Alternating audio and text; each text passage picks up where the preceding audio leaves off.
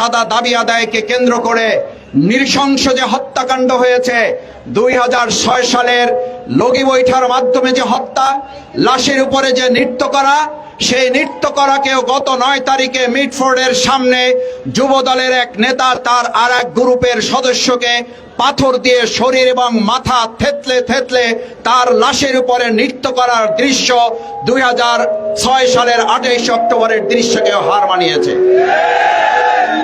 আপনি যে দলেরই সমর্থক হন, আপনার বিবেকের কাছে কোশ্চেন রাখবো, আপনি মিটফোর্ড এবং সলিমুল্লাহ মেডিকেলের সামনে হত্যাকাণ্ডের দৃশ্যটা 1 সেকেন্ড, 2 সেকেন্ড, 3 সেকেন্ড দেখার পর 5 সেকেন্ড আপনি ওটা দেখতে পারবেন না।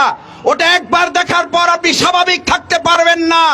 এই হত্যাকাণ্ড যারা ঘটাচ্ছে, এরকম বাংলাদেশের জন্য 2024-এর জুলাই আগস্টের গণ অভ্যুত্থান হয় নাই।